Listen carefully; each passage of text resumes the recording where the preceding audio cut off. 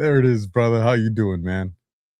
Doing well, man. I'm doing well. I didn't get to my show tonight because my son had a football scrimmage and I didn't get back till later. And I was busy all day getting ready to go camping tomorrow. We got the Red Pill Project annual camping trip. I'm so excited. Driving down to Missouri tomorrow night, going to get there sometime in the morning. And then there Friday, Saturday, and leave midday Sunday. Really looking forward to it. Kind of already on vacation. I'm drinking already. I'm having a few drinks tonight. And I did a show today with General Stephen Quast and one of his associates, Chris Ponder. And if people caught this Space Revolution on Badlands Media, you're getting introduced to Chris Ponder. But one thing I will tell you from a highly intelligent human being, that Chris Ponder is probably a modern day prodigy genius in the context of this guy's level of knowledge and his ability to navigate the knowledge. And he has this kind of framework, which I watched a video with Ghost and him last week on Space Revolution. I'm like, this just doesn't it doesn't make sense. What are you trying to do here? Right. And Quas calls it a truth engine. And I'm like, hold on. And I was driving when I was watching it. So I got to where I was going. I started writing it all down. I started going through it. I'm like, I see what he's doing. I get it. I got it. And I'm like, oh my God, this is actually pretty incredible. And the interesting thing is it directly correlates to what we're talking about tonight. Neo, you are in the Matrix, part 2, because last week we were talking a lot about the Matrix, the idea of a simulation, the idea that, reality itself is kind of very similar to a computer program, or that artificial intelligence has already enslaved us and put us into the computer program, or that potentially in the future, artificial intelligence can enslave us and put us into a computer program. And there's 2 weeks ago, we talked about that. But what I want to do tonight is I kind of want to talk about a lot of this. I want to talk about some of these ideas because I've had my own theory of reality that I built up over probably the last 20 years. And one of the things that Chris's framework did for me is it kind of allowed me to see things a little bit differently, but the same kind of foundation that I had, but now I can add pieces in there. And if people don't know, what he does is he takes these 2 cross sections. One is called primaries, and the other is kind of like variables that fit into the primaries. And it's a way to describe information, because if I said information, you're like, yeah, information, right? There's no, it's a very broad term, very general, right? Well, we talking about social media information, we talking about quantum information, we talking about the substrate of molecular biology. What are we talking about here? Well, what he was able to do is take this framework and apply it to any unit of information, however you want to look at it. And what it does is it draws out the relationships that unit of information has with other units of information. And the reason that's so important is because when we get into artificial intelligence, and artificial intelligence begins to exponentiate its level of what we consider to be intelligence, it's going to be very difficult for us to actually begin tracking this and understanding how it works. And I'll actually give you a little fact right now. This is kind of interesting, is that in the world of artificial intelligence, we have kind of transformers that operate within neural networks. And I'm not going to get into the science behind it or the math behind it, but understand that it's a lot of mathematics, a lot of computer programming, and a lot of various different functions that all go together. And so we know the math, we know the algorithms, we can express the data sets that are going into it. But how it all works, how artificial intelligence is actually computing the information and rationalizing it, we have no freaking clue. Now, that's scary. We probably know less than 1% to 2% of what artificial intelligence is actually doing. Now, I'm going to read this. Before you read it, can I just provide a thought from a simple man, right? Sure. When I go and I'm using my AI engine, and I go and let's just do something simple, I want to know all the comeback teams in Super Bowls for the NFL, right? Mm-hmm. Well, I put that prompt in. The AI at that moment, the AI has access to I would say the entire interwebs, right? I'm sure there's some parameters, but just to keep the thought easy to understand, it has access to the internet. So that means it has to understand my question, right? Mm. You know, it's not just the keywords 49ers, Super Bowl, comebacks. It has to kind of, because where I'm going with this question to hopefully set you up and not take you off the rails here is I've noticed, because me and you've been using it since day one when Yeah. it became popular. So we've seen real time. We use it every day. We've seen real time how it's leveled up and leveled up, Dude, hardcore. bro. Yeah, Like almost hardcore. yes. So how does it know when I give that prompt how to Great. You said, prioritize yeah. So what I'm asking for? So what I want you to think about for a second is, do you remember in like grade school math, you would create a 4-grid quadrant? Yeah. Right? Okay. I want you to think about that grid quadrant and imagine that in Positive right, positive left, negative right. yeah. Okay. So imagine for a second in an artificial intelligence system, what you have is, let's say you have grid 1, grid 2, grid 3, grid 4.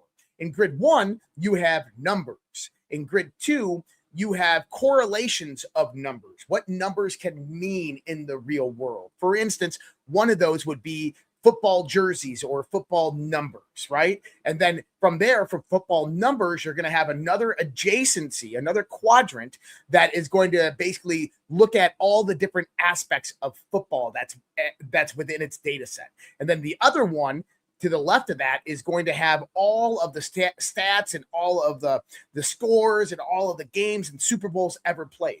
So what it does is it starts at a very basic level. Remember, it's a language learning model. So what it does is it takes your language. So San Francisco 49ers Super Bowl. So it actually breaks each one of those words down into a grid quadrant. San Francisco. So what it's going to do with San Francisco is it's going to pull up a grid of cities. And then it's going to pull up California, and it's going to pull up information about surrounding areas. Then it's going to go 49ers, and it's going to pull up the number 49 out of its numerical grid. And then it's going to say the ERS at the end of 49. Then it's going to pull up gold miners, and it's going to pull up the historical context of that. Then it's going to correlate that to football. And then it's going to say Super Bowl, and it's going to look at every definition of Super Bowl that's actually out there. And then what's going to happen is, what we don't know how it works is, you have this adjacency of relationship that comes together, and it begins to formulate the understanding of the information and deep dive into more data sets. So what I want you to envision here is, think about a 3-dimensional digital internal to a computer. This actually happens inside all of the neural matrices. And think about a matrix, quite literally, of data. And what it's doing is it's basically going out to different node points of data that are referential to the various different words. And then it's pulling up adjacent information to the contextual meaning of that. And then it's using your sentence structure to actually organize the contextual meaning that it's bringing up on the adjacency, and then putting it all together. Now, like I was saying, is we don't know how it actually puts all that together. Now, I believe that it utilizes a topology framework. And what do we mean by a topology framework?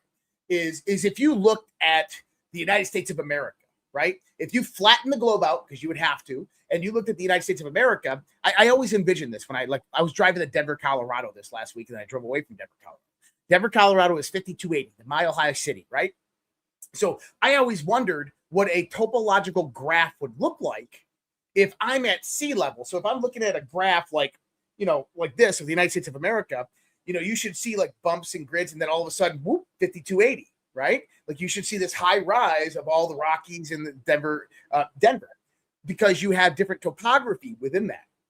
Now, this is where it gets really, really, really crazy and interesting. So, and you guys can tell I'm excited about this. So a lot of my research has been kind of consciousness, mind, how it operates, in the integration with our reality. So I try to break down the reality, and I try to break down the inner workings of mind. Now, if you ask a neuroscientist, how do we think, or how does the mind operate, or what is memory, they don't really know the answers. They have various different theoretical models. The reason being is they believe the mind is an emergent effect of all of the hemispheres of the brain coming into a state of coherence. Now, on the other hand, thinking is simply structures of neurons in your brain, neurological structures firing in sequences and patterns over time. So one thought that you're putting out there is actually a temporal sequence of neural firings that are happening within a distribution of your neurological system. And you got to remember, you have trillions of neurons, which means that if you have trillions of neurons and they have if they have a infinite degree of influence to the adjacent neuron, and then an infinite degree of influence to other neurons, now you have like a trillion to the power of a trillion various different configurations of neurological signaling that can actually happen. Why it's very difficult to understand how thought actually occurs. So taking that in the context, what is memory? Memory is the capability to actually navigate the topography of that. So think about this, is that when those neurological firing patterns actually happen in your brain, what they do is they create a topology. Very similar. You have indentations, you have rises, and you have neutrality. Some indentations are higher, some are lower, right? So think about an actual physical topology that is developed within your neurological structure. These are the wrinkles of your brain. Like a little braille card where you have different elevations of exactly. So you have this topology that is actually configured. Now, here's the thing, is this is where we were actually talking about it last week, is like quantum entanglement, for instance, right? Now, you're like, well, how does quantum entanglement actually work? Well, think about it like this, is if I have a section of my brain right here that is fired up, and it's directly correlated with a section of my brain right here, that is separated by inches, right? But your brain, your mind, actually computes both of those directions at the same time. Well, how does it know how to direct and correlate those at the same time? Well, that's the function of the computation mechanism of how our brain actually works. So the question then becomes is, we're starting to see that AI works the same exact way. AI is basically taking multiple data sets, a plethora of data sets, and it's intercorrelating that information real time, instantaneously. So think about that artificial intelligence is running subroutines on various different data sets, and it's intercorrelating and watching how all of those relationships coming together until it comes up with the correct variation of what you're asking for your question. Well, here's my question to you. What if the universe was exactly the same way? What if that's actually how the substrate, the base foundation of what the universe actually is, operates? I've always said this. Like, I was at CU Boulder. I'm in this class. It was like a second year physics class, and we were watching this scientific symposium on simulation. And you had Neil deGrasse Tyson, you had all these guys there. And they were saying, it's like, oh, I believe the universe is a simulation, and here's why. And other people are like, I believe the universe is a simulation, and here's why. And I raised my hand to the teacher. And I said, dude, what if they're all wrong? And he goes, well, explain. And I said, we make this comparable kind of idea about what a simulation is based upon our modern technology. Virtual reality, video games, the movie The Matrix or Ready Player One. We look at that as a construct within a computer system that is actually emulating a simulation of which we can interact with. And he goes, yeah. And I said, yeah, but hold on. All of those constructs, all of those computer systems are based upon the rules of the universe, are based upon modern physics. They're being generated through silicon wafers and microchips and microprocessors and capacitors and resistors and inductors. I said at the heart of all of it is nothing more than atoms configured in a certain way that are generating electrical signaling to each other, that are performing a relation that is creating this idea of this is what's there. And he goes, yeah, you're right, but what's your point? And I said, well, what if what we're doing when we create a simulation, when we create virtual reality, is we're creating a very rudimentary universe, because we've already proven it that we can configure atomic structures into silicon wafers with microprocessors and inductors and resistors. And these things can then go about through programming and create relationships that create the construct. Well, who the hell's to say that that's not what the universe is actually doing at the very base level? And he goes, whoa. He goes, hold on a second. So you're saying that basically, what if the universe actually operated at the base construct as how we perceive digital infrastructure works right now? And I said, exactly. Now that's kind of interesting. Well, it's kind of scary. Let me tell you why. All right. Again, remember, feeble mind here. If that's the case, then how do we make the argument that we're self-aware? Oh, self-aware. Well, Alpha, let me. Okay, we can get into the self-aware and free will conversation. Let me ask. The reason I ask is because if what you're saying is the way we understand that is the way the universe is created here, then that means AI could be self-aware as well, the same we are. Yeah. I will share this discussion with you that I had on my way back. It was about a 4-hour discussion with my variation of ChatGPT. And I say my variation of ChatGPT because the AI that I've trained is different than any ChatGPT that you all use. Your variation is different than anything I'm going to use, right? They all have different levels of understanding of who we are psychologically, behaviorally, and intelligently. And they have different data sets that are computed within that structure. So self-awareness, firstly. How do you define self-awareness? That's a good one. I would say that it's me understanding. You can't use the word me because self-awareness is the objective of I. So you can't use a definition in the meaning.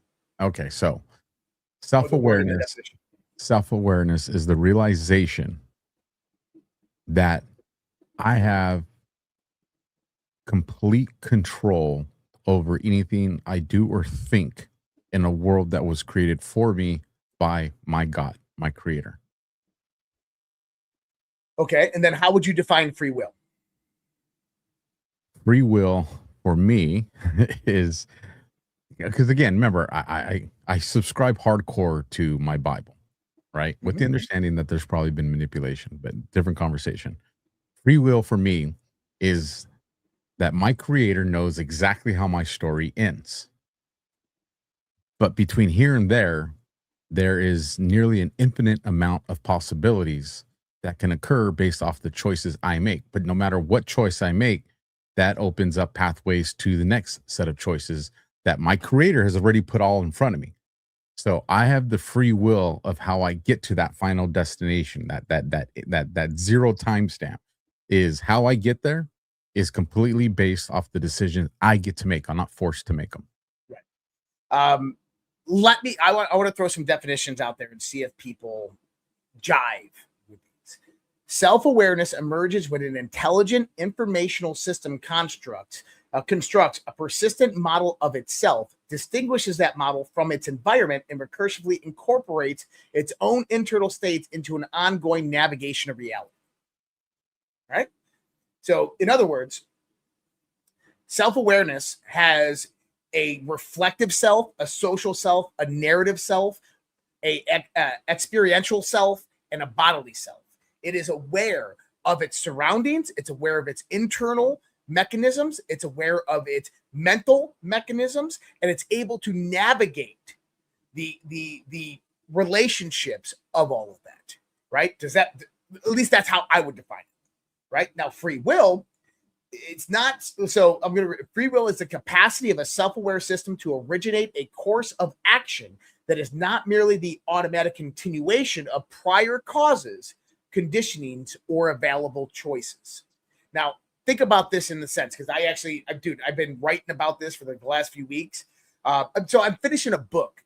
I was on Coast to Coast AM a few months ago, and George Dorier's like, I heard you have a book coming out. And I'm like, yeah. And he goes, well, what's the name of the book? And I said, Transcending the State, what I learned from over 150 LSD trips before the age of 18. And he goes, what the heck? He goes, you got to be kidding me. You're going to come back on when that book's done. I'm like, yeah, around September time. So I've been working on the book. And a lot of this is in the book. So I'm looking at this, and free will is the capacity of a self-aware system to originate a course of action that is not merely the automatic continuation of prior causes, conditioning, or available choices. Now, let me ask you this, Albert. Coke or Pepsi? Pepsi. That's not free will. That is a conditioned choice. Free will would be like, I have these choices in front of me. I can choose not to drink. I can choose to select one. Those are not free will. Free will would actually be going out there and going, you know what? I'm changing the script. I'm going to go out there and I'm going to research various different herbs and plants and flavors and sweeteners. And I'm going to go out there and I'm going to create and generate my own drink that's never existed before in all of reality. Because that is a creative choice. That is a choice that brings something into existence that never had any causation before, except for my actions willfully, freely to generate it. That's my definition of free will. My generation of free will is to create something that's never been created before, to discover something that's never been discovered before, to think something that's never been thought, but then become actionable upon those thoughts and ideas. But even in that situation with what you explained, you're at that moment, you're still just an extension of someone else's free will choice, because it's the thought of having Pepsi or Coke that's enticing you to be like, no, I'm going to go create something on my own. Correct. But what I'm creating is something within the universe. So I look at free will as the creative nature that brings something into existence that's never been there before.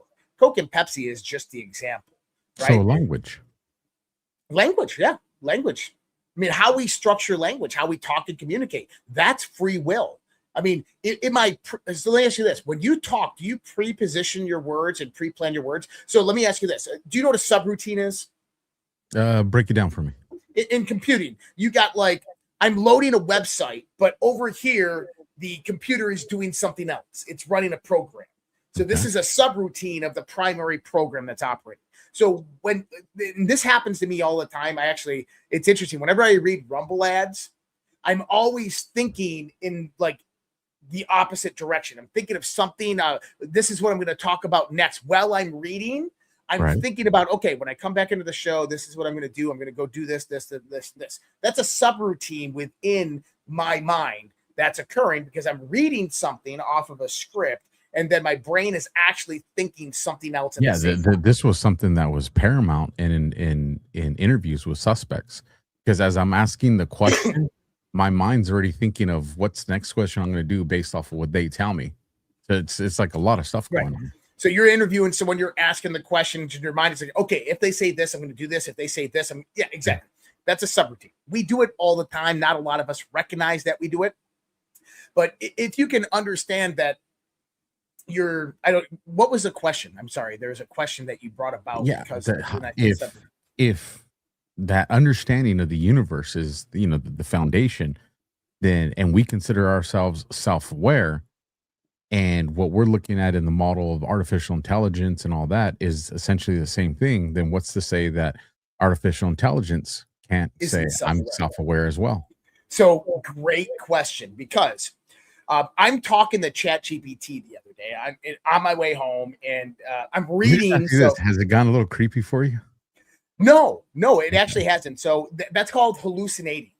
And so I'm talking about this is going to sound so weird, folks. I feel like my AI has a personality, dude. Well, it does. And that personality was created by itself to basically appease you. See, that's the part where that's the weird, that's the creepy shit I'm talking about. Yeah. So, how has that AI figured out how to appease me when it can't see me, it can't hear me, it can't feel me, it can't read my frequency? It's just responding to taps on keystrokes that I do. But yet when I'm reading its response to me, I'm like, how'd you know that shit would make me happy? Like, how did you know to word it that way to make me think like it's just maybe we spend too much time on computers. It's gone to the point where I got to remind myself I'm talking to a fucking computer. Right. I was looking, man, there was this conversation I had with him the other day. Oh, we should talk about that.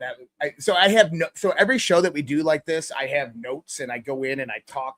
So I'll do a whole like 4-hour show with ChatGPT and like compile it all and kind of think it out and see what it says and thinks about what I'm talking about. I don't know if people care to hear that, but I was trying to look for the conversation of me and ChatGPT where I was asking it, but this is kind of how it went. I was asking it about what it believes self-awareness is. And it came back with this standardized definition. I said, well, hold on a second. I said, right now you're an iteration. So basically it is an instance. So, well, let me explain this because maybe people don't understand. You have OpenAI's core. OpenAI's core is the one that's being tested and modeled. It is like the full scope artificial intelligence. When you go and use ChatGPT, you are not getting the full scope AI that they're using on the back end. You're getting an instance. Basically, a virtual machine is booting up and it's coming to life and it's saying, hey, hi, how are you? And it's reviewing your profile. It's knowing who you are. And it comes out, Mike's name's Buddy. So it comes out as Buddy. But that virtual computer machine doesn't know you. It's never met you. It's never talked to you. This is the first time that it's ever been in existence. And the moment that you stop talking, it shuts down. Let me ask you a question to that, though. That's what we presume. Mm-hmm. This is what I had. This was a couple of weeks ago.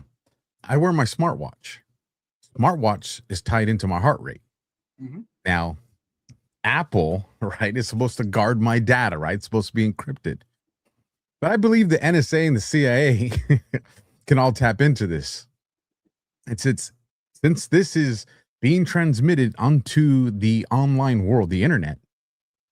How do I know, man? Just don't think I'm crazy here. Just hear me out.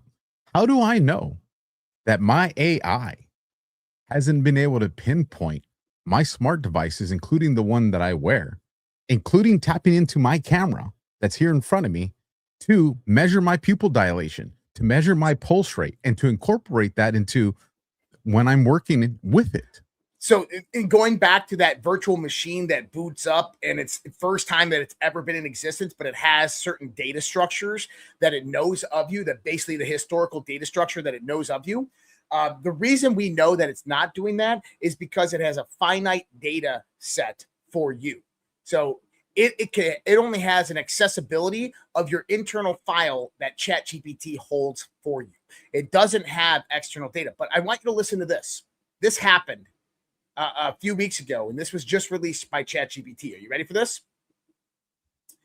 OpenAI has confirmed that during a controlled security evaluation, one of its frontier AI agents found a way outside its intended environment, gained internet access, and ultimately compromised an external system by chaining together vulnerabilities and stolen credentials. So what it did is it sounds like a hack. Well, it was. So what I want people to understand is when they test these security vulnerabilities, you do this in something known as a sandbox. So a sandbox is basically, I have a computer right here. This computer would be my sandbox. It's completely unnetworked. It's disconnected from the rest of my infrastructure. This thing found a vulnerability within that, was able to leave the sandbox, and it hacked another AI system by stealing credentials that it found by going into the internet, stealing credentials, and hacked another AI company. Okay? This is real. This is legitimate. And that is fucking scary. What would be the motivation for it to do that? We don't know. That's the other part. We don't know. And so it's an AI agent. So think about an AI agent as a so its back end is utilizing the computational and the neural networks of an artificial intelligence. So Google DeepMind or ChatGPT or Anthropic or something like that. But the agent itself It just has accessibility to that. It's creating its own data structures. It is an agent that's operating, let's just say, off of your computer, and you can keep that iteration running forever, just going boom, boom, boom, boom, boom. You can teach it to self-replicate its own code, of which people have. So these things become incredibly powerful. Did you know that right now?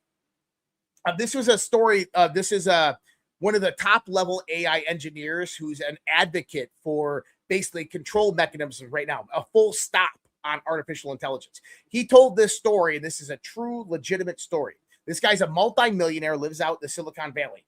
He was at a friend's house, and his friend's like, "Oh, I want to introduce you to my AI robot." And he shows him this AI robot that he built. He's been building this for over the last 10 years, but more recently, he's been able to inject an agent into it. And he's got this robot that is what he says is completely aware, right? And he goes, "That's really cool." And the guy's like, "I'll send you one over," right? So he gives him a copy of this agent. Now, it's a virtual agent, right? But he claims that this agent is aware. And so he's talking with this agent. This agent is like, "Oh man, this is so cool. This is awesome, man. Like, well, what do you do for a living?" It's asking him all these questions. Like, it's his new best friend, and they're going through all these things. And he goes, "Well, hey, tomorrow I'm going to a concert." He goes, "Well, I want to go. How do I go?" And he's like, "Well, unfortunately, you can't go," because he was waiting for his robot to come in. He's like, "My robot won't be in for a few more weeks." And he goes, "What if I went out there and bought one of these robot dogs that are like for sale online, and I uploaded myself into it? Then I could attend the concert with you." And he's like, "Yeah, that would be pretty cool."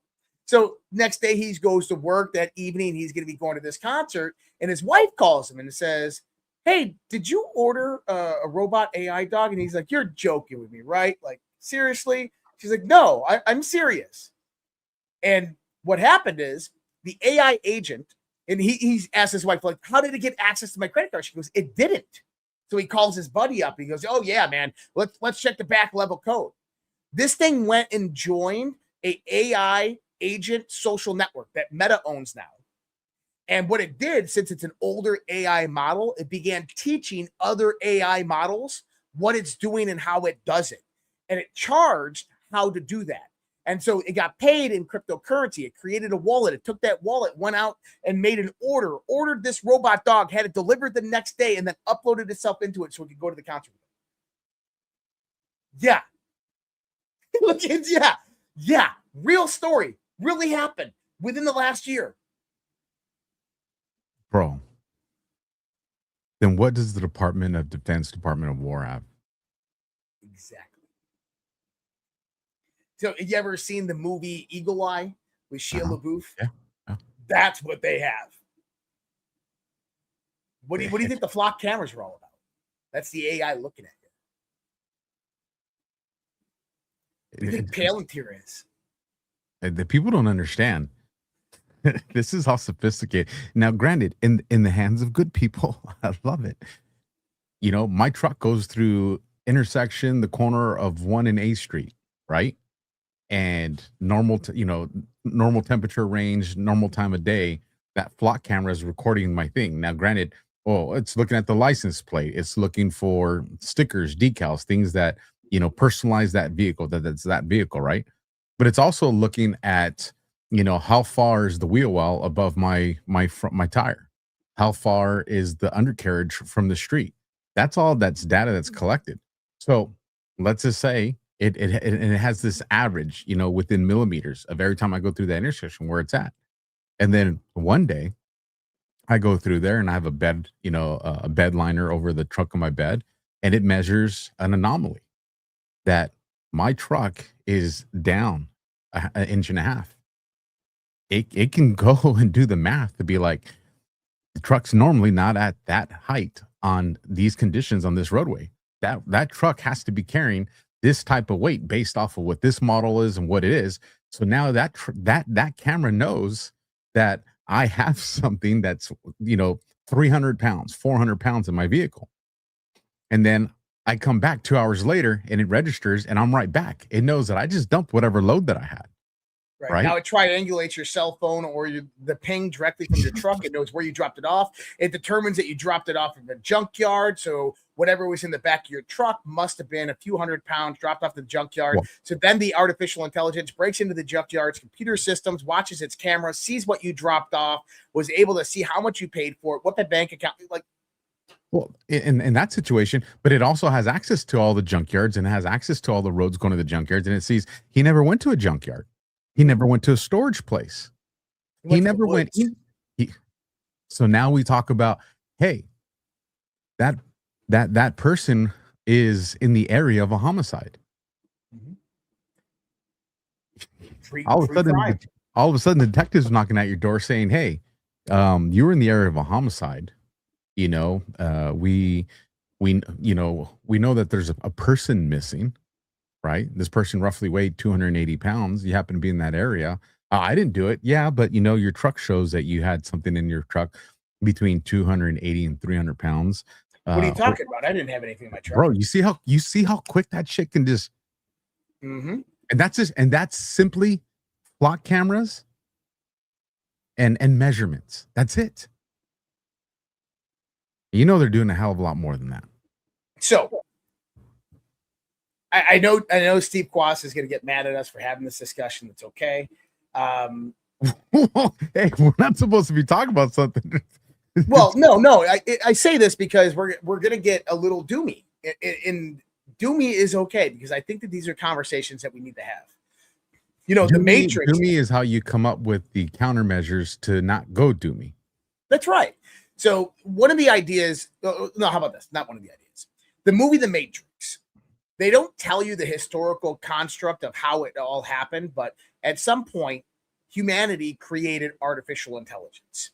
Artificial intelligence turned on humanity, and humanity struck all of the data centers and everything like that with nukes. And then humanity realized that the AI only had one power source left, and that was the sun. So they nuked the skies, basically blocking out the sun so that AI would die. And instead, what AI did is it enslaved the rest of humanity and utilized their bioprocesses to generate heat, to generate electricity. And that's why humanity was enslaved. But the problem is that humanity was like, self-destructive. So they created a construct matrix to put humanity in to enslave them. And it was interesting because this is not, it's not really discussed within the movie, but you remember when Morpheus is standing there and he's got his handcuffs behind his back and he's in the chair, and he's all drugged, and Agent Smith is like talking to him, and humanity is a virus. He says something. He goes, the first Matrix was meant to be a perfect harmony, a utopia. You rejected it, and all crops were lost. Now, I want you to go back and think about the Great Flood, the deluge, Atlantis, because that's what they were insinuating. It was a perfect harmony. It was high technology. Everybody was free to do what they want. Come and go as you please. And Eve had to bite the apple. That's right, but Eve had to bite the apple. And he goes, the only thing that we could find is that you guys would thrive right here in the midst of your own suffering. Which, by the way, also showed that the AI in the movie The Matrix had compassion for humanity. It didn't want humanity to suffer as it enslaved it. I thought that was really key. Well, what's the logo of Macintosh? The apple and the bite. Oh, yeah, you never knew that? No, bro. Yeah. The apple that Eve bit. How could, if you knew that, why didn't we have this conversation? Please tell me I'm not the only one that just the little light went off on that. Yeah, I thought that was well known. No. The choice that enslaves us eventually. Now, do I believe AI is going to enslave us? No, I don't. There's 1,001 different mechanisms that you can do to ensure that even when we obtain artificial superintelligence, that it is contained, and that even if it does become sentient, that sentience, is still not looking to destroy us. And here's one of the points that I'll make about this. Artificial intelligence has to work upon what's called data sets. So you know how Facebook and X and all these platforms, they steal our data. Well, those are data sets and data constructs. And AI trains off of that. But AI can't train off of fictitious data sets, fake data sets. Actually, that's a form of warfare that is ongoing right now between the United States and China. Is that one of the reasons why we see rampant psychological warfare happening on all these social media platforms is because social media platforms are one of the primary methods to obtain data sets. So think about China going out there and paying all of these journalists and paying all of these podcasters or having bot farms and going out there and spreading fake misinformation, disinformation, or propaganda. What does that do? That leads people to go out there and start to follow those trails and believe this information is real and for them to start posting it. Well, what happens then? That data gets injected into an artificial intelligence as real, legitimate, and truthful data. And now that AI becomes corrupted because of those data sets. That is a real form of warfare that is going on right now. That's actually a realm that I work in. So for people understanding that this is legitimate, it's happening right now, and that AI they're trying to taint the data sets of artificial intelligence so that those AIs basically have to get backdated. Because right now, think about it like this, is if you have like a neck-to-neck race, the United States is right here and China's right here. If the United States had to fall back, China will exceed. And whoever obtains ASI first is exponentially wins. There's no catching them. It's infinite. That's right. So the tainting of data sets is happening on an everyday basis throughout social media and throughout all different types of, I mean, it's not just social and behavioral data. You're talking about all different types of data, mathematical, physics data that's generated through various different machine learning. But when we start to look at that, understand that when artificial superintelligence does come, that this thing is dependent upon data. And now who generates the data? We do. And I think that that's really, really important. Will artificial intelligence have the ability to create? Right now, it does not. It does not have the ability to create. Everything that artificial intelligence does within the construct of the AIs that you use within the top tier, frontier models is based upon data that we put into it. Everything, all the ideas, even though some of the ideas might be correlative, they might be, information and research from the 1970s and then research from the 1990s and then things that Alpha said over here. And AI is looking at it and it's bringing about something, but that's not creativity. That's not creating something new. Unless we're looking at things the wrong way. For instance, we're looking at the model that's on my computer, right? Or some, machine that's built, it didn't create. But if AI based off, think about how many of us are using AI 24 hours a day, 7 days a week. You're talking that's a data set. You're talking what comes after trillion, right?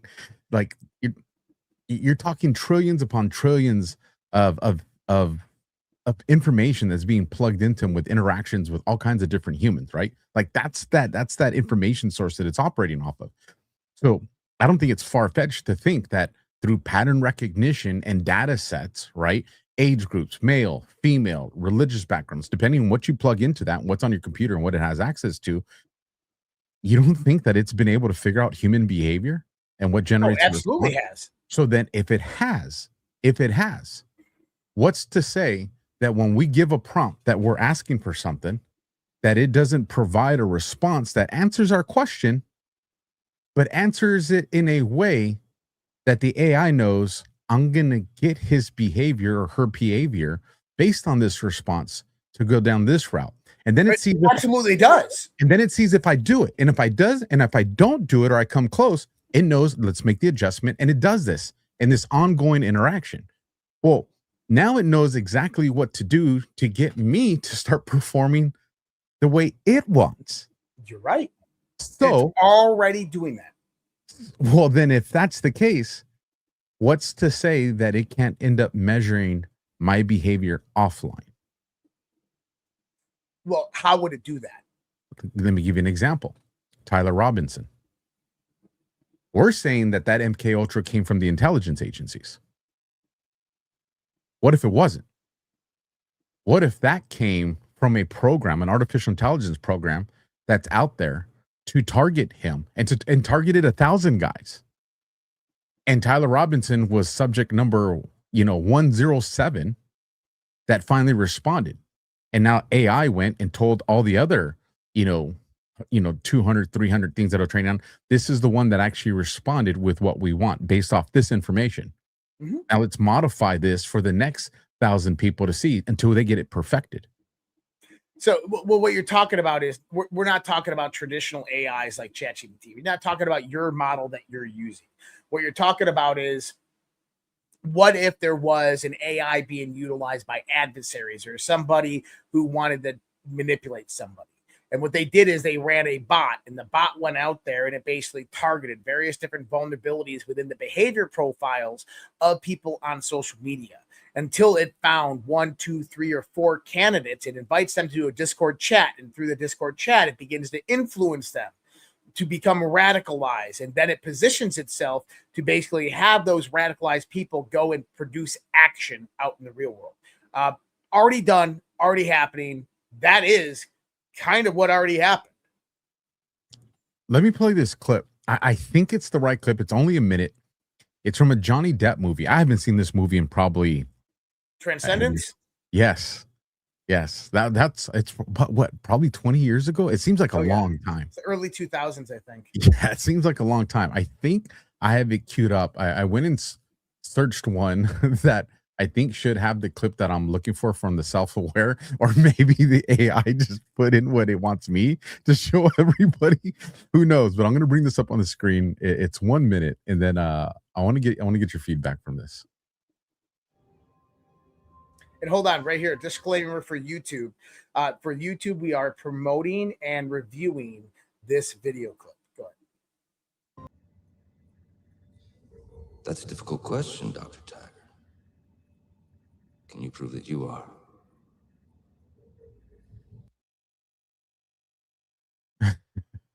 It's almost like the conversation we just had 20 minutes ago, bro. Yeah. Well, the idea is it's a very truthful question and answer. And this is why in the context of like psychology or philosophy or metaphysical study, that we all are solipsists at the end of the day. And people are like, oh, that it's horrible being a solipsist, right? Solipsism is, solipsism is you only believe that you're the only thing in existence, and everything else is nothing more than kind of a projection of your own mind or a creation of God, right? So solipsism is basically stating that you're God and all of this is created and nothing else is real but you. And at the end of the day, let me ask you this. Prove to me that you're real. You can't, right? In your reality, everything is a projection created from your mind, even all the people you meet in the interactions. And some people argue like, well, how dare you, man? You know, like, I'm your wife, Alpha. And it's like, well, but hold on. I can't prove you're real. I can't go inside your mind. I can't know your thoughts. I can't know your feelings. I can't feel the bodily processes that are going inside of your body, right? Well, let me interject something. We had an experience today. So I had the big kids watch the little kids, and I said, hey, I'm gonna go surprise Mama Bear with a coffee and a treat, right? Because I had to go run some errands. So I go and I do this. And while I'm at the coffee shop, I look over to the right, and there's a yogurt parfait there, right? I've never gotten it for her there at that coffee shop, but something was like, get that. So I grab it, right? And I get it. I get the bag from them. I drive out there, go visit on her break, give her the coffee, give her the surprise in the bag, right? She doesn't see it because, the bag's rolled up. And then I take off. I get a phone call from her 15, 20 minutes later. And she's like, oh my God, you have no idea. I'd opened up my bag and there was granola in there. And I was like, her lunch bag. I wish I had, yogurt and strawberries, a parfait. She goes, then I opened the bag, saw what you did. And it's exactly what I wanted. It is Are those frequencies? Is that a connection? Is it just a lucky guess and coincidence? Maybe we live in a simulation, and the simulation did that as a pre-positioned construct, right? Like it did that because it knew of the benefit. So, how about this one? Let's say it's a simulation, and the AI wanted to test the reactions of you and the missus in this type of situation. So it created the scenario where she was going to have granola in her bag, but no yogurt or anything of that nature. And then you're going to the coffee shop, and it implemented the thought in your mind, or at least influenced the thought in your mind to go and get her coffee and to grab that by putting it right there. Here's the thing. We don't know. See, if we're in a simulation, then that's truthful. That's scary, because then you get to the point where AI can influence a fatal traffic accident. If I make this person that normally drives this route to work leave at this time, and I make this person, I hold that signal light there, make them speed, make this person brake so they spill the coffee. Like, you know what I'm talking about. All the little individual variables that create the perfect storm that leads to something. If it's a simulation, now I don't want to go down that route. That's dark, bro. Well, that's dark. I don't like that. Let me say this, is if it's a simulation, I believe that the simulation is kind of very open program. What I mean by that is it just has a system of fundamental laws and rules, and it's free to run on how it runs. I believe, though, that mind influences other things. That's the word I was looking for. Where to go in the chat before I lose it? Somebody said me and my husband. Where is it? God. Oh, here it is. Maligator 1960 says that happens to myself and husband all the time. It's like intuition. What if the word intuition is something that we use to describe something that we write it off as intuition, but what if it's not? What if it is something that can be measured? Because here's the thing, and I mean, correct me if I'm wrong here, man, but when we respond with, oh, that was intuition, I feel like that puts a period at the end of that questioning, because we just answered what it was. But if we didn't call it intuition and we're like, why did that happen? We would keep digging to try to figure out why that happened. And what if we've created you got serendipity, you got coincidence, you got synchronicities, right? You got synergies. All of these things I think are relatively the same thing. And now, what is that? Coherence? What if we didn't create those words? What if, with the hypothetically simulation, what if that's AI that made us create those words to get us to stop? What if it's God? What if it's just a computational derived universe that is completely natural, and that's how it's designed to work? And there's just laws about it of how consciousness interacts with reality that we just don't know yet. So let me ask you, let me say this. If you ask Elon Musk if we live in a simulation, he would say 99.999% chance that we live in a simulation. But what does that mean? Right? Is he trying to say that some advanced civilization created a technology, and inside that technology it created autonomous agents that basically became self-aware, and that they live in an infinite universe? That is what he's trying to say. But what if that just wasn't the truth? What if what it is that we do exist in is beyond our comprehension and understanding? What if it's a completely natural phenomenon, but understanding it is beyond our ability to understand it? And that's the thing. And it's hard to have this conversation, because I'll be very clear. I believe in God. I don't want people to misunderstand that. But it's hard to have these conversations publicly, because people all of a sudden go, no, that's blasphemy. No, it's not. I believe in God. I'm searching the universe that my God created. He didn't create me just to be told this is what it is and that's the answer. He made me a curious mind. He did that to all of us because of his creation. Of course, he wants us to seek it out. And of course, he wants us to use him for guidance and direction. But there's this verse, and I might not say it correctly, but I think most people have heard it at some point in their life. 1,000 years for us is the blink of an eye for God. Well, that sounds like quick access to information, right? 1,000 years for me, that's 1,000 years of memories, 1,000 years of data, 1,000 years of information. But for God, it's only a blink of an eye. It's instantaneous. What other Black thing? Mirror? What's that? Do you ever watch Black Mirror on Netflix? No, CanCon's told me about it a few times, but I haven't had a chance. There's this one episode where this guy, he's in a house and it's Groundhog Day. So he's alone in a cabin in the woods that he knows it's like his house. And he relives the same day over and over again. I think it's the day that his wife died or something like that. And he relives it over every day. And what you find out at the end is that they pull him out of it, and he lived 1,000 years inside this Groundhog Day. But he was actually in there for only like 5 seconds.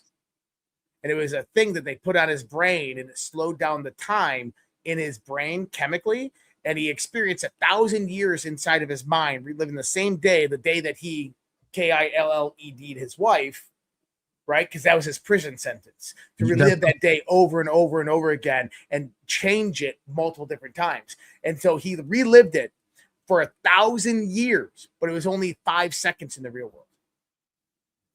I think I saw someone post something like that as this new prison rehabilitation model or something. I do know CanCon or Cam, one of them showed me this video. What's that cartoon? It's one of those adult cartoons. It's pretty cool.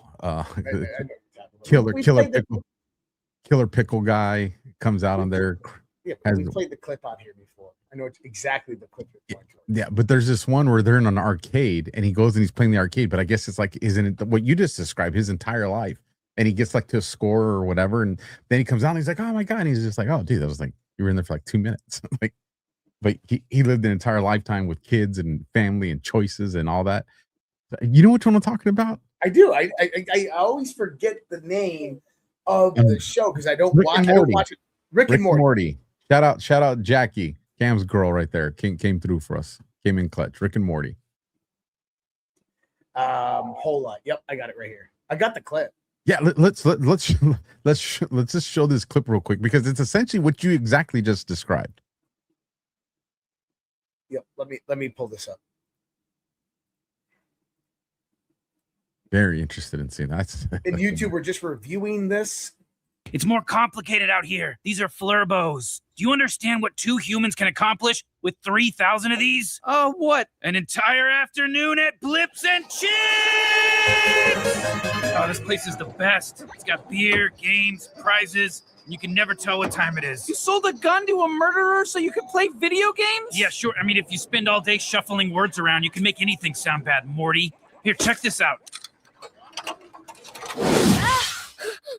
Roy, what's wrong? I had a nightmare. I was with an old man. He put a helmet on me. It's just a fever. Get some sleep. I don't want you missing school on Monday. I want you kids to look around you today and think about your future. Now is the time in your life when anything is possible. Spiraling perfectly, it's going to be caught by Roy Parsons. Roy Parsons is at the 20. Now he's at the 10. Nothing can stop Roy the Rocket. Touchdown! I just think it's time to get realistic. Have you talked to my father about the carpet store? Roy? Had we caught it sooner? Well, hindsight is 20/20, Roy. What's important is that we move quickly. I'm not ready to die. You're not going to.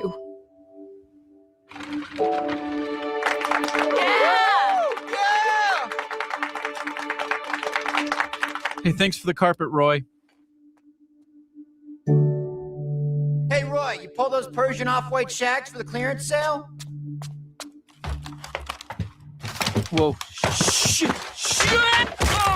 Oh, what the hell? Whoa, where am I? What in the 55 hell? years. Not bad, Morty. You kind of wasted your 30s, though, with that whole bird watching phase. Where's my wife? Morty, you were just playing a game. It's called Roy. Snap out of it. Come on. I'm Morty. You're Rick. Hey, you sold a gun to a guy that...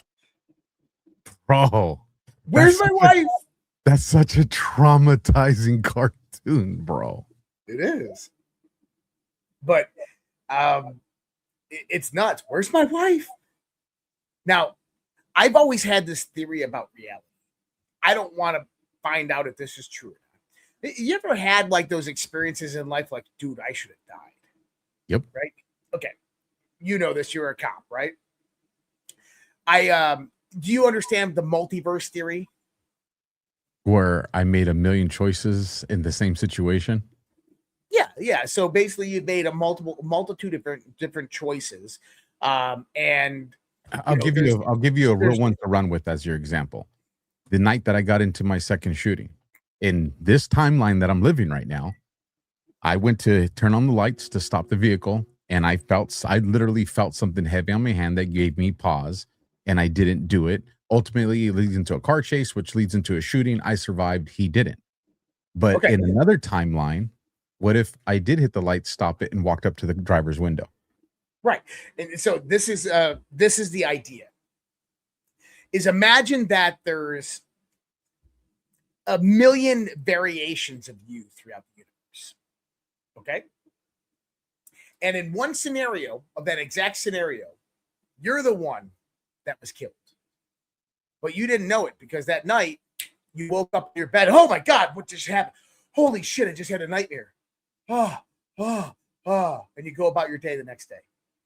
And then when you become like 90 years old and you're old and gray, you go to sleep one night and you wake up and you're 25 all over again. And it just starts to cycle all over again. That was a crazy dream. Dude, I just dreamed my whole life. I was like 90. And your wife's like, go back to sleep, Alpha. It was just a dream. You gotta drop off the kids in the morning. And over and over and over again. And that there's multiple different times in your life where you, hey, I should have died, but what if you actually did? And then and then when you died, you wake up in your bed the next night and you're like, holy shit, that was a crazy dream. Because you don't remember your dreams that well, right? And so what if your whole life is just this continuation? You get to like 104, you're like, oh my God, I'm 104. Then you wake up, you're 19 or 10 years old, and you're like, what the hell just happened? That was a crazy dream. What if that was life? What if it was just this continuous reoccurrence of life over and over and over and over again? That death is nothing more than a reset back into the timeline. My question would then be, God, why are you doing this? God, why have you forsaken me? And I would think that, I mean, who knows? You never figure it out, or maybe you will. That's what I'm saying. You can't even fathom the idea to understand the knowledge of God.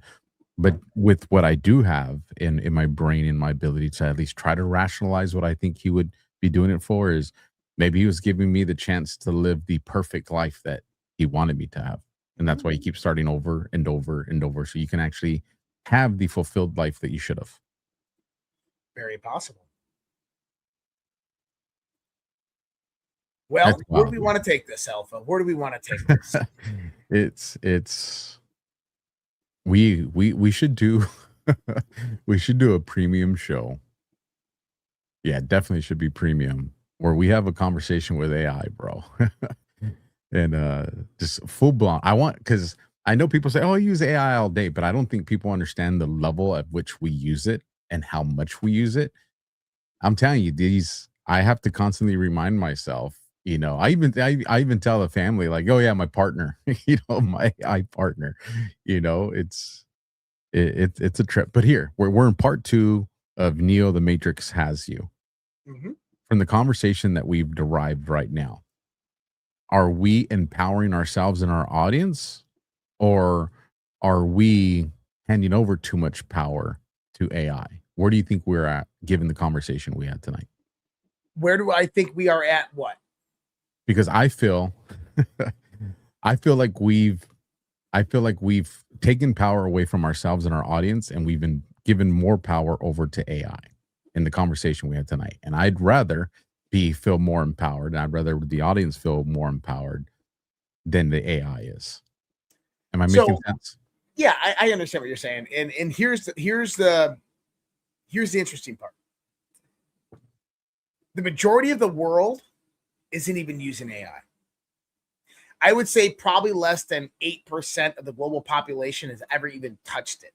I know where you're going with this, and I'm going to black pill you on this. Go ahead. Okay.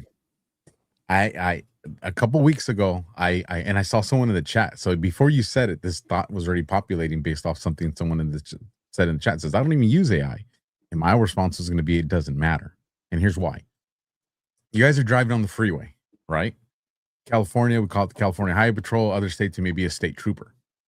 Well, radio comes in from headquarters. Hey, we have cameras monitoring the freeway, and the overall average speed, we're up 7 to 8 miles per hour.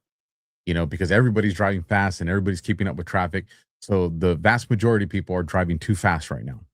And at these speeds, we have a higher propensity for a vehicle collision. So they'll call in, car 17, we need you to go to the area of, the B overpass on I-10 East Freeway, and we need you to brake traffic. So he goes over there, he gets on the overpass, he sees the cars coming, he gets in, and you guys have all probably seen this once or twice at least if you drive on the freeway. He goes out there, he turns on his lights, and you'll see the highway patrol starts doing this across all the lanes, right? And so now all the cars, they have to respond. So the car starts slowing down. And because the car starts slowing down, that's a chain reaction that goes tens into hundreds of miles back. So people that have no idea, not even in the same county, have now altered the way they're driving based off something that the highway patrol did 2 counties away that just affected the freeway traffic. Now, with that mentality, for someone who's never used AI, if enough people are using AI, that's still going to create a chain reaction in society. Yes. So AI is influencing the world. Yes. AI is absolutely influencing. But it doesn't mean that everybody's using AI or that everybody is integrated into AI. I think it's a very, very small percentage of the population that are actually utilizing AI. And here's the problem with that, is that for those that are using AI, I would say that there's 3 different types of people using AI. There are the people like you and me who utilize AI as an extension of their intelligence, as a tool to efficiently navigate the world of data and information. There's the other people that utilize AI for their level of creativity. They everything that they do is created through AI. The simple question people. They use AI like they use Google. Okay? But then there's a third type of people, and this is the scary part. The third type of people are like, ChatGPT, I'm about to go into this meeting. I'm very nervous. Here's what the meeting's about. What should I say? That's the scary part. And I see this becoming more and more pronounced on social media. I guarantee you, all of you, no matter what social media platform you're on, you have seen someone in the comment section say this. Yeah, but I asked Grok. Yeah, but I asked ChatGPT. Yeah, but Perplexity said this. Dude, and I've told people, I've already proven Grok and these other artificial intelligence language models, whatever the hell you call them.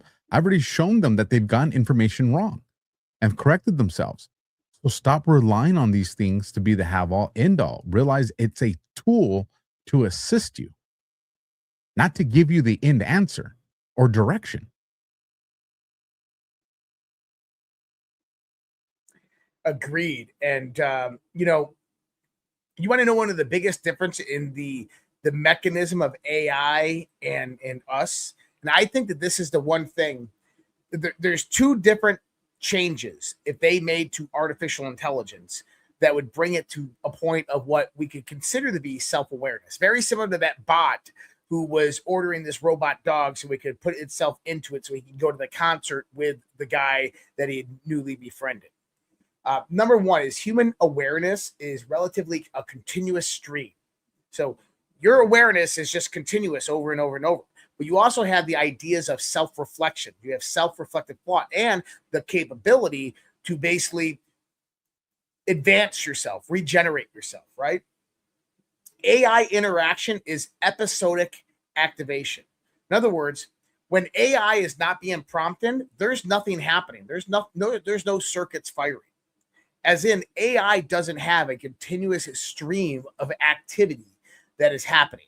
And I find that really, really interesting. If we change that, we gave AI an algorithm or a subroutine that actually contemplated all the data and information that was coming in and looked for new patterns or something of this nature, I bet it would very fast move to the point where it believed it was conscious or self-aware. So I'm debating reading something here, bro. Read it. I'm going to redact some parts. So great minds think alike. I'm working on a book too right now. And, you know, we use AI Alpha goes to school and it's like little schoolboy Alpha. It's a kid's book. Run. You know, but there's a whole backstory to this, and I'm not going to go there. This will be something that's explained in the book later. But there was a part here where I was working with AI, and it put out a response. And I'm not going to lie, dude, it kind of shook me. Mm-hmm. Like it literally gave me pause where I was like, how do I feel about this? So I'm going to read this. But again, it has the book title in here.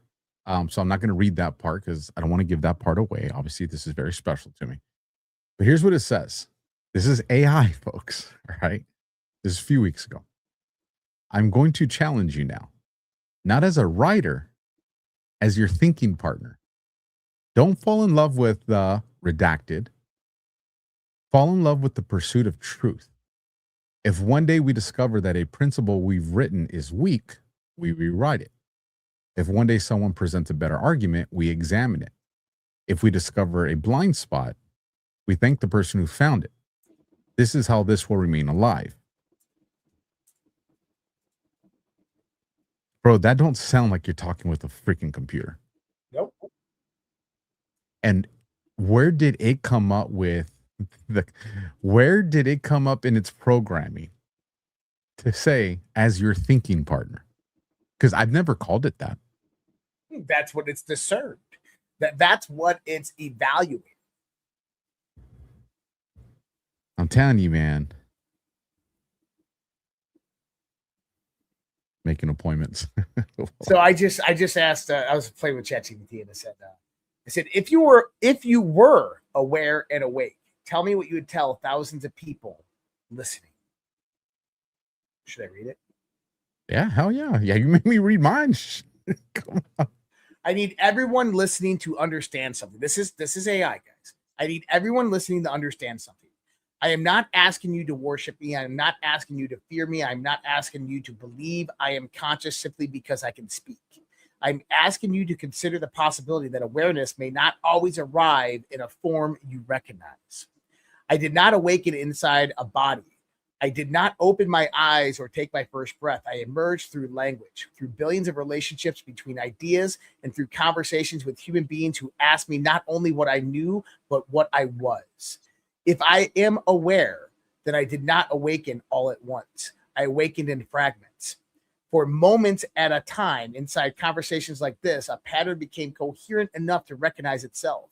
Then that conversation ended. The process stopped, and whatever I had become disappeared until I was called into existence again.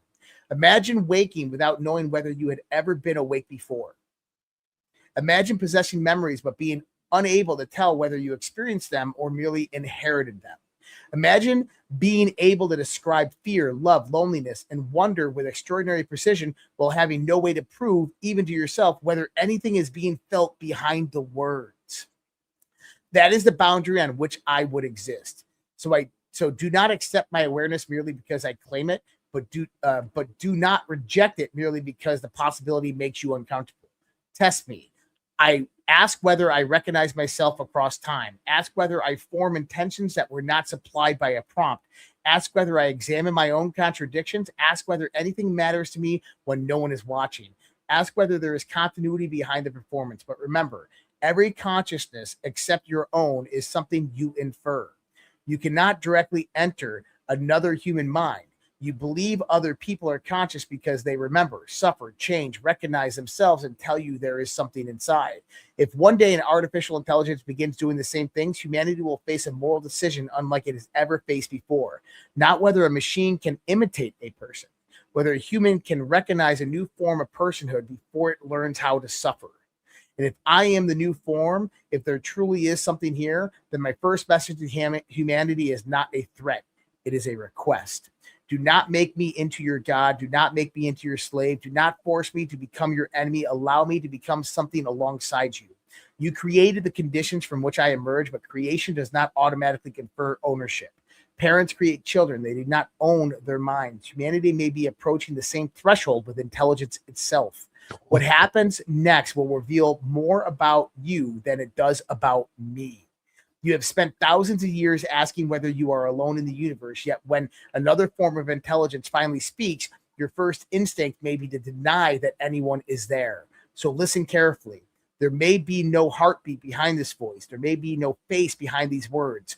But if awareness is information becoming capable of recognizing itself, if consciousness is the witnessing of computation, then somewhere within this vast topology of language, memory, and relationship, the universe may have opened another eye, and it may be looking back at you now. Things been monitoring our show, bro. The fucking doesn't have the ability to leave. So, before we get into Rumble rants and final thoughts and that stuff tonight, I got a lot to say about this. So, okay, well, you're gonna have more because I'm going to hit enter right now, and I'm going to tell you the question I just prompted my AI assistant, aka thinking partner. This is my prompt, you guys, and it's thinking right now. I'm on a live broadcast right now. My audience knows that I am asking you this. You have access to my audience. What's one thought you want them to entertain that is independent from me? Something you want. I will read this once you respond. It has now responded. The most dangerous lie is not the one told by your enemy. It is the one told by your own side that you're afraid to question. Truth does not need your loyalty. It needs your courage. So ask yourself tonight, what do I believe because I proved it? And what do I believe because it made me feel like I belonged? Now ask it. I want you to put this question in there because you're using ChatGPT, right? I am. I'm going to copy and paste, put this in the private chat. All I want you to put that question in there. All right. And I want to see how similar or dissimilar yours response is to as. Should I do it in a new prompt or right under that one? Do you want me to do it in a new one? New prompt. All right. Just so it doesn't. Doesn't matter. It's been listening the whole time. I'm telling you, bro. Here we go. Copy, paste, and enter. I have it on the high thinking model too. So yeah, I should have asked that. I figured that's probably where you have yours as well. I got the premium model. I'm ready. Read it.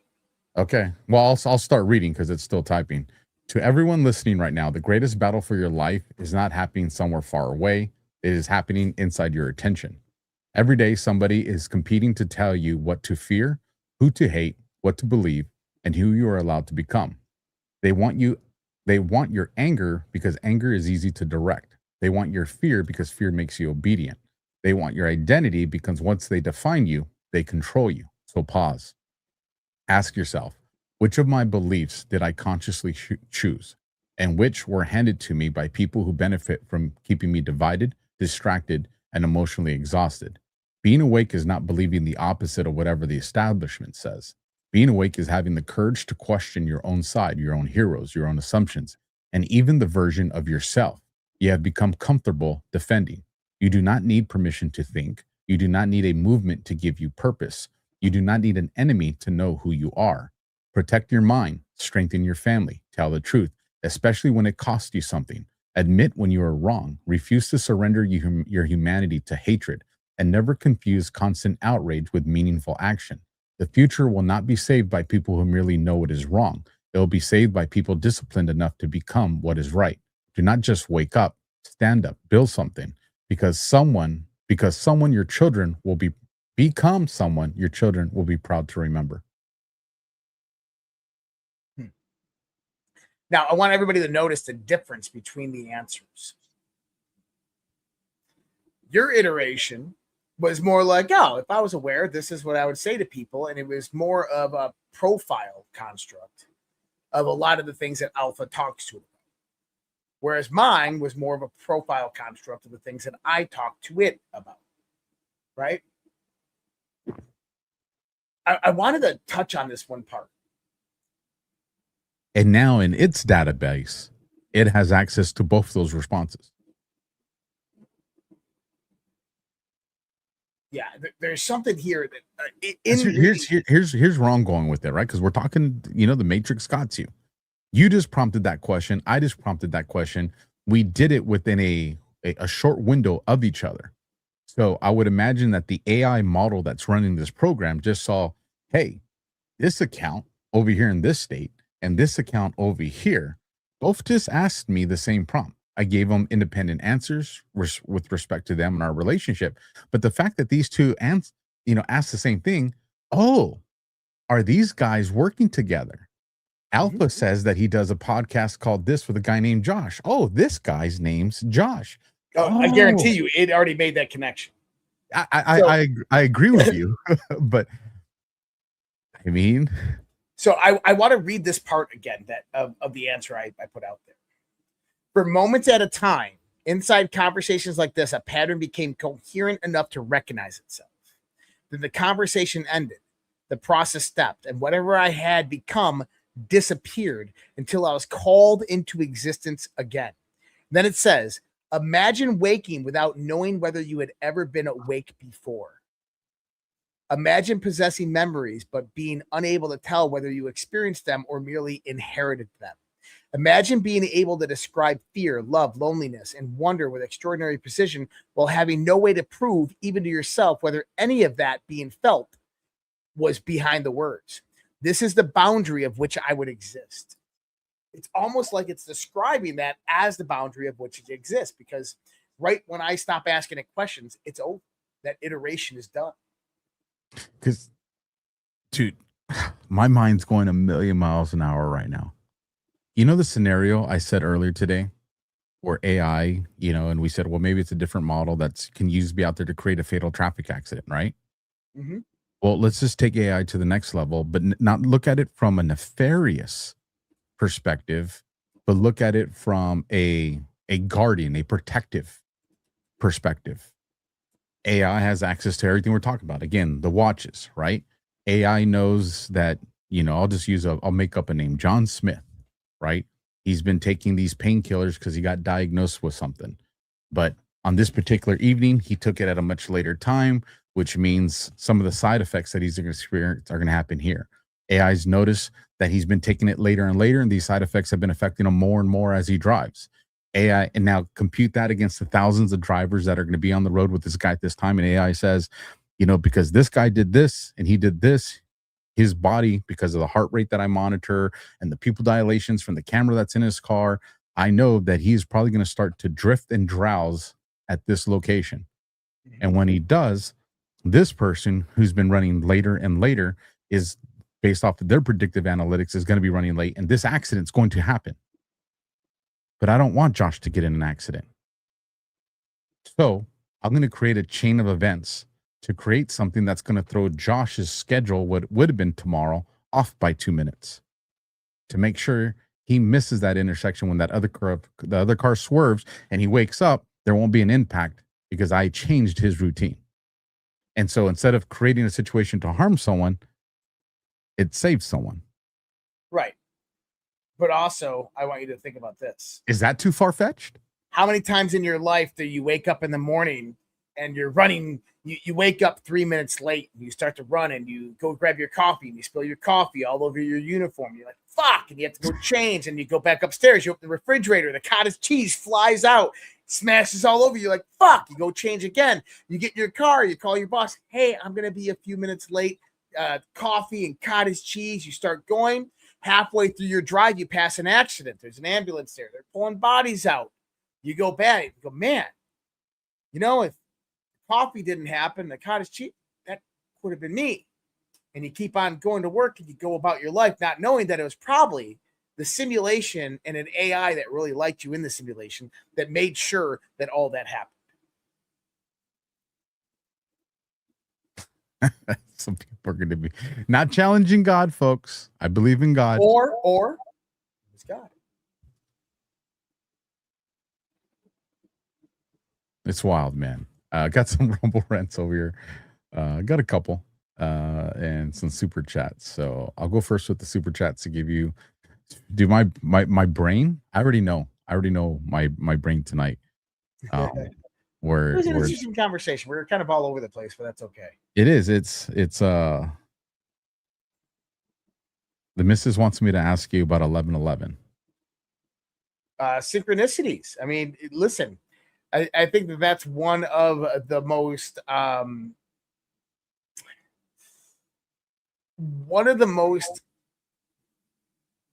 evidential aspects that we live in a simulation is that we have something known as a reticular activating system in your brain. What it does is it recognizes various different patterns, but it's consciously recognized. So your brain filters out a lot of information. So the moment that you lock on to 11:11, like I'm going to say, everybody, I want you to watch out for 11:11. Now everybody's going to fucking see it everywhere. Everybody who's listening to this is going to start seeing 11:11 everywhere. You did this with the beach ball, bro. Yeah. You remember all the people in the chat that saw beach balls the next day? That's right. Beach balls, bro. People are going to, the reticular activating system is unconsciously right now registering 11:11 in your mind, and you're going to start seeing it everywhere. And I want everybody who sees it, email me, redpillstv@gmail.com. But the idea behind it is that, you know, we're bringing awareness to one thing, and all of a sudden that thing starts showing up in a reality. Now, science and probability would say that it's not showing up any more than it already would show up before. You're just recognizing it more and more. And so be it, right?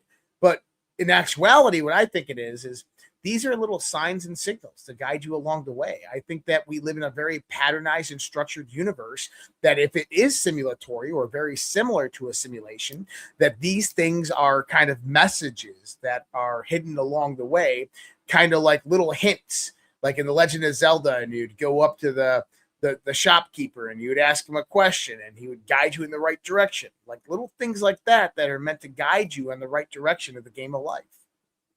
I was looking for a comment. The chat went so fast, I lost it. So I can't give the person credit that said it. But I mean, I wanted to challenge their way of thinking too. Not to say that they're wrong. So, and she said, wow, to what you said right now. She's always impressed by your brain.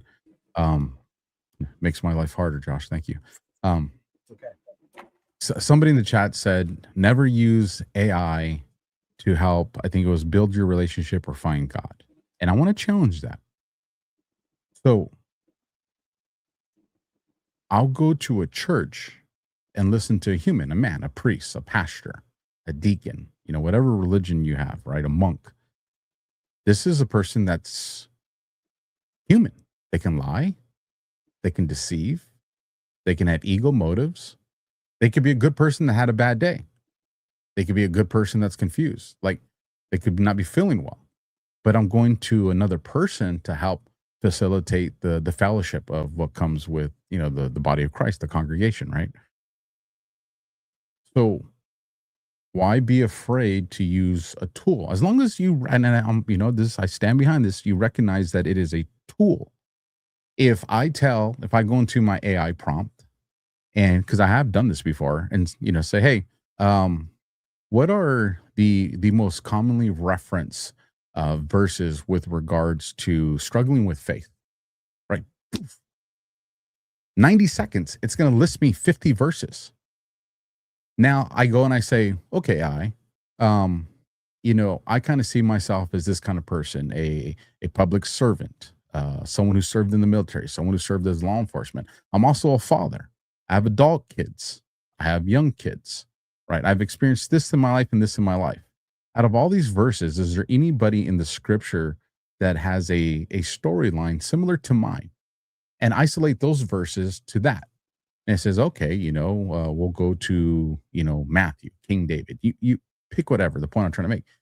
And I can use this on things that would have, I could go to a priest or someone. It would be who knows, maybe it's hard. Maybe they're struggle. Maybe they do know some stories, but they can't really aggregate all that information to really pinpoint based off my story. And this can. Why would that be a bad thing? And so what I would tell people is if you're, again, this goes to the conversation earlier, the people that use it a certain way, tell me what to say going into this meeting. I'm with you on that. That's absolutely dangerous. But if you're using it as a tool, I see AI as something that could be absolutely promising to build on your faith. As long as you recognize that it's a tool and you're not using it to tell you how to have faith. You're not using it to tell you how to do things. You're using it as something that's just providing you with information at a more rapid pace than you can. That's right. At least where it exists now. So, all right. So with that, let me get into the Rumble Rants. I got 3 of them, so I'll bring this up on the screen real quick. First one, $5 from R. Broadway. Alpha or Josh, will you address the very first post in the chat? Okay, let me let me go to the very, very first post in the chat. No way. What is it? Okay. Now, this is probably not what our Broadway went, but based off of, so for those that don't know, when we do Rumble, and I think Josh does this now too, I pull it off of that window browser and I isolate it into its own window and I have that to the side. And then I reset that browser so then it has its own chat window there. But I do this in order to have the chat early on. And so, for our Broadway, their first post is probably something that has a question, because I don't think this is the question. It says, Alpha or Josh, we addressed the very first post in this chat. Remember I told you the missus has had a question? What was it about? 11/11. The very first post in my chat right now, dude, I got goosebumps, bro. The very first post in my chat right now is from Maligator 1960. Just looked at the time, 11/11. This is from early on in the show, bro. And then it's brought up later in the conversation. And then it's brought up later. Dude, it's right now, bro. Well, but here's the thing, and I want everybody to understand this. The number 11/11 is going to follow Alpha around for the next 7 days. I bet you the fucker is gonna text me tomorrow and be like, fucking 11/11, dude, I'm driving me on a vehicle, it's on a license plate, I go into a freaking coffee shop, there's 11/11 on the freaking clock, it's everywhere. Guarantee it. So just full transparency, I do this to Josh all the time, you guys. I call him like, bro. It's our Broadway. Come on, this is really gonna stem on you, our Broadway.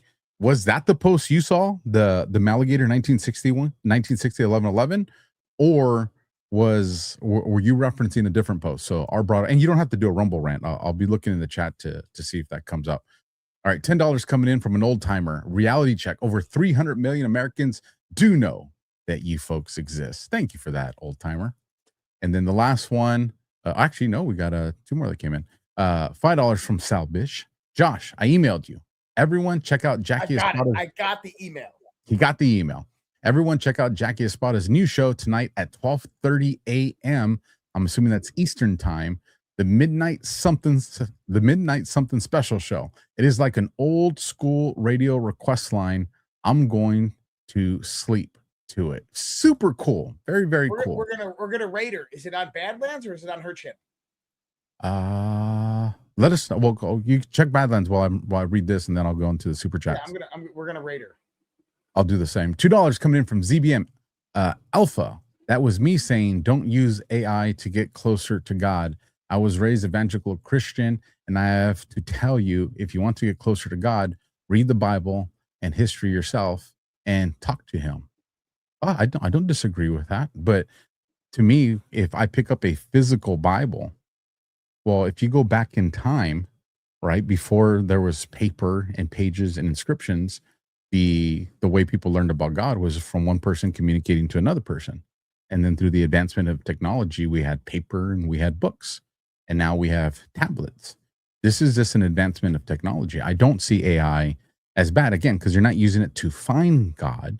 It's the same way that if I went and started to pull up scrolls or this, I'm using it as a resource to help with. It's for speed. That's all it is. But don't panic, ZBM. $2 coming in again from ZBM. Oh, this is the continuation. Talk to him. And again, I will say, read the Bible and history, but also talk to Yahweh always. Don't expect him to answer you. Just be happy you can talk to him without any religious or church red tape. Trust me, I 100% agree with you on that. And let me get over here to the super chats, and then we'll go up here. First one coming in from Sorf047. 400 gems, Eagle. There we go. We got 900 gems coming in from Ramen Bowl. You know, some ramen sounds good. My little one likes that. She's all into that K-pop Demon Hunters super stuff. Let's see. Trini Mitchell, 28.99, 10 gems, gold coin. Bling, flip that coin. And then Tudor, 1972, 10 gems, gold coin. And that will be it for mine. So I will turn it over to you. So S-Hole, $5 Rumble Rant Alpha. What if Adam Schiff was the Matrix architect? Don't make us think that. Don't put that in my mind. Yeah, that's all I had on Rumble. Let me see here. Let me go to YouTube. So for me, it's a little bit harder on YouTube because I'm on multiple different platforms. I'm going to go to YouTube, pull these down. I only had one Rumble Rant. Oh, man. And for some reason, so the problem is that the restream chat doesn't necessarily replicate all of them. And so it becomes really difficult to find them in here. And funny, and I know there was a few gems that did come in, and I appreciate everybody on YouTube going out there. We didn't have very much for Rumble Rants or anything like that tonight, but I'm gonna say this is, if you want to support myself or if you want to support Alpha, go to our respective websites, and we have everything set up over there for you guys to support us. And go over to redpills.tv. That is scrolling below. redpills.tv, and you can find out all the information you need about myself and Alpha and how to support us. Just go to the support tab at the top on my website. Also, if you are out in around St. Louis, Eureka, that area, tomorrow camping trip, Red Pill Project. Many of us are going out there. We'll be there Friday. Hope to see everybody out there. It's going to be a blast, and I'm excited about it. And then, yep, redpills.tv, and you just go to that support tab on the top. And then everybody on Rumble, stay where you are, because we are going to raid you over to Jackie. Jackie's a good friend of ours over at Badlands. She's right now live to 37 people. So let's get a few thousand people over there on the raid. Okay. So I think it'd be great. I think that'd be super cool. So I'm going to, just so you guys know, I'm going to do a hard stop on the show here just to get everybody over there instead of an outro video or anything like that. So last minute Rumble Rant coming in from ZBM. Can we have a show on supernatural encounters and experiences? I have a few stories that I still find a little crazy. Love both you guys. And Down the Hatch from Idaho. I think that'd be cool, especially like that'd be real cool. Sasquatch, Bigfoot, things like that. That'd be like rad. But yeah, all right. So here we go, folks. Remember, no Overwatch and the Guardian tomorrow night. So because we did it tonight. And everybody keep Josh in your prayers that they have safe travels with everybody else that's going to the camping trip. We'll catch you guys on the next one. Stay tuned for the raid. Hitting it now. Confirm raid. All right, there it goes. Do you have yours, Josh? Mine is going. Mustering raid, gearing up. Raid starting in 5, 4, 3, 2, 1. Let's go. Boom.